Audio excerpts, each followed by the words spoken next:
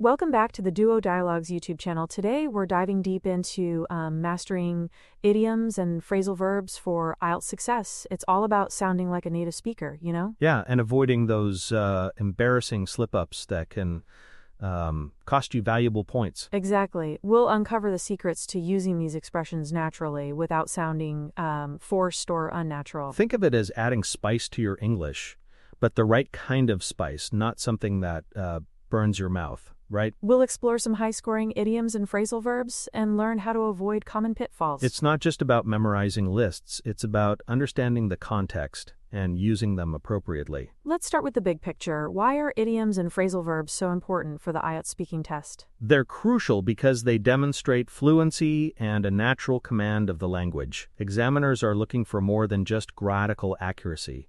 They want to hear you speak like a native speaker, you see. So it's about sounding natural and engaging, not robotic and textbook perfect, right? Precisely. Using idioms and phrasal verbs effectively makes your answers more dynamic and interesting. Let's look at some high-scoring idioms. You mentioned a piece of cake earlier. Yes, a piece of cake is a great one for describing something easy. For example, the IELTS listening test was a piece of cake. It's simple, memorable, and effective. And what about hit the nail on the head? That's perfect for describing something accurately.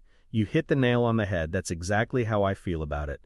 It shows you can express yourself precisely. What about idioms that show effort? Go the extra mile is excellent for that. If you want a high IELTS score, you need to go the extra mile in your preparation.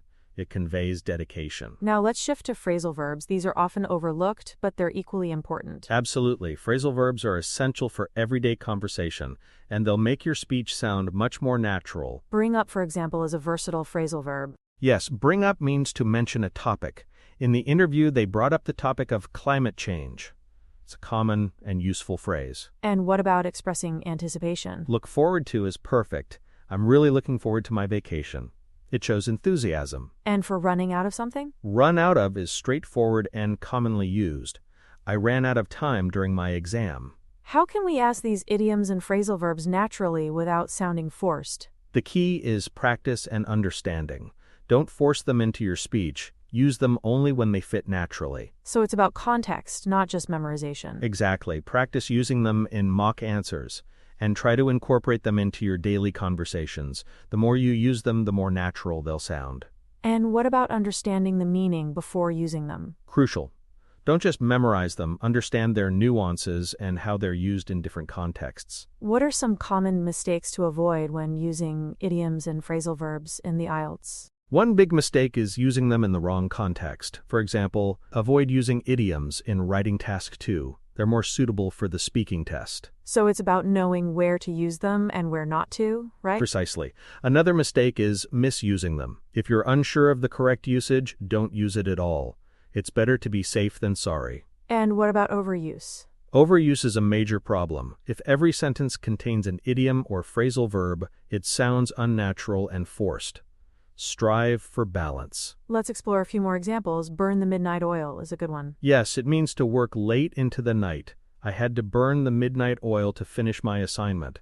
It's a vivid and memorable expression. And what about expressing feeling unwell? Under the weather is perfect. I couldn't study yesterday because I was feeling under the weather. It's a common and easily understood idiom. And finally, what about coming up with an idea? Come up with is a great phrasal verb for that. I need to come up with a good topic for my essay. It's concise and effective. So to summarize, mastering idioms and phrasal verbs is about striking a balance between natural usage and avoiding common pitfalls. It's about enhancing your fluency and making your answers more engaging, not about cramming as many expressions as possible. It's about sounding natural and confident, not forced and unnatural. Exactly. Practice, understanding, and context are key. Where can listeners find more resources to practice using idioms and phrasal verbs? There are many online resources, including websites and apps dedicated to English vocabulary and idiom learning. Practice with a language partner is also invaluable. And what about specific IELTS preparation materials? Many IELTS preparation books and courses include sections on vocabulary building and idiom usage. Look for materials that focus on spoken English. This discussion has been incredibly insightful. Thank you for sharing an expertise on this crucial aspect of IELTS preparation. My pleasure. I hope listeners found this helpful. I'm sure they did. Remember, practice makes perfect. So to recap, mastering idioms and phrasal verbs is key to achieving a higher IELTS score. Remember to use them naturally, avoid common mistakes, and practice regularly. And don't forget to understand the meaning before using them. Accuracy is more important than quantity. That's excellent advice. Thank you again for joining us today. Stay tuned for more episodes of the Duo Dialogues.